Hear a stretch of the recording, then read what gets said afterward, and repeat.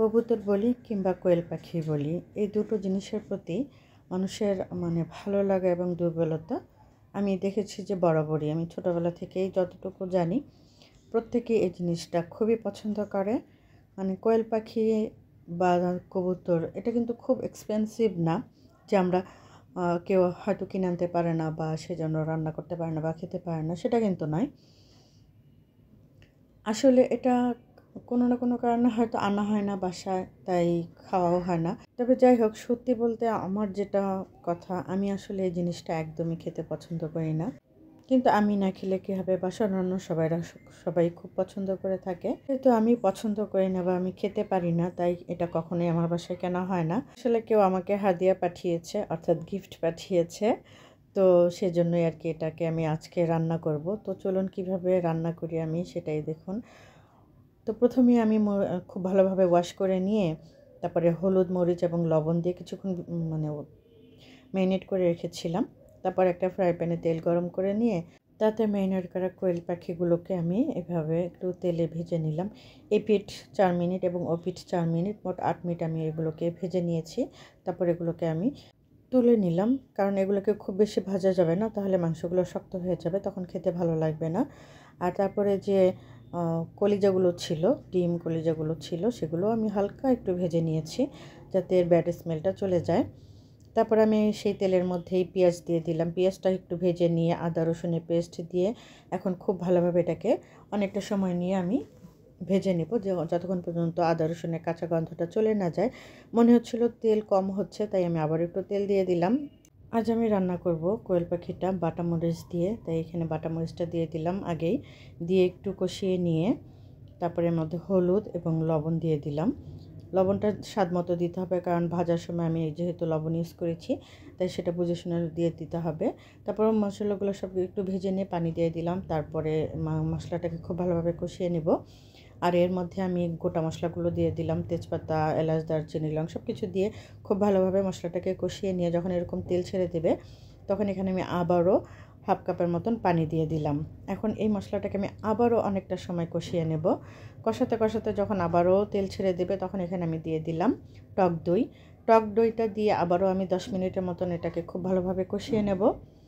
খুব ভালোভাবে যখন কষানো হয়ে যাবে, তখন এখানে আমি দিয়ে দিলাম সেই ভেজে রাখা কোয়েল পাখিগুলো।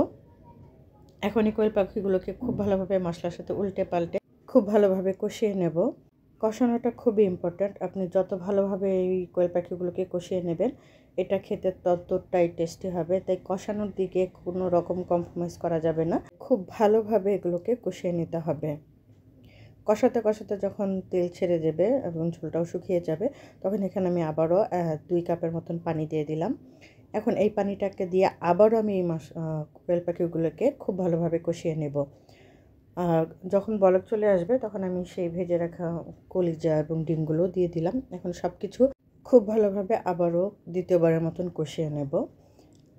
এই কষানোটা খুবই জরুরি, তাই যতটা সম্ভব খুব ভালোভাবে কষিয়ে নিতে হবে।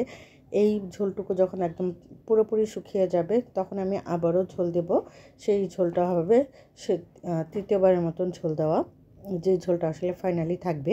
কিন্তু তার আগে এই যে দ্বিতীয়বারের মতন আমি এই যে ঝোলটা দিয়েছি, এই ঝোলটাকে টোটালি শুকিয়ে নিতে হবে। শুকিয়ে নেওয়ার পরে অর্থাৎ এটাকে আবারও কষিয়ে নিতে হবে, দ্বিতীয়বার মতন আমি আবারও কোয়েল পাখিটাকে কষিয়ে নিচ্ছি। কষাতে কষাতে যখন এরকম আবারও তেল ছেড়ে দেবে, সেই পর্যায়ে আমি এখানে অ্যাড করে দেব ফাইনালি ঝোলের জন্য পানি। তো এখানে আমি 2 কাপের মতন পানি দিয়ে দিলাম।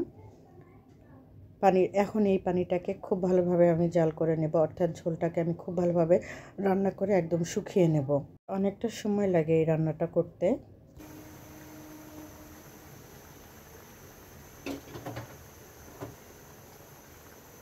আমি কিন্তু বারবারই নেড়ে দিচ্ছিলাম, এপিট ওপিট করে দিচ্ছিলাম, যাতে প্রপারলি কোয়েল পাখিগুলো রান্না হয়।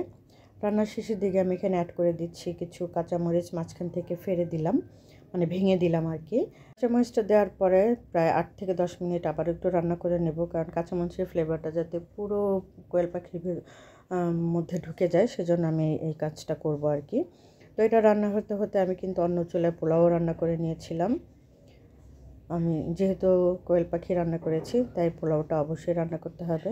তো এই হলো আমার রান্নার ফাইনাল লুক। কেমন হলো অবশ্যই কমেন্ট সেকশনে জানিয়ে যাবেন, এবং কে কে পছন্দ করেন এই খাবারটা সেটাও জানিয়ে যাবেন, আর কে কে পছন্দ করেন না সেটাও জানিয়ে যেতে পারেন। আর রেসিপিটি আপনাদের কাছে কেমন লাগলো অবশ্যই কমেন্ট সেকশনে জানিয়ে যাবেন। যদি ভালো লাগে তাহলে অবশ্যই লাইক কমেন্ট শেয়ার করে সবাইকে দেখার সুযোগ করে দেবেন। আজকের মতন এখানেই বিদায় নিচ্ছি। দেখা হবে এবং কথা হবে পরবর্তী নতুন কোনো ভিডিওতে।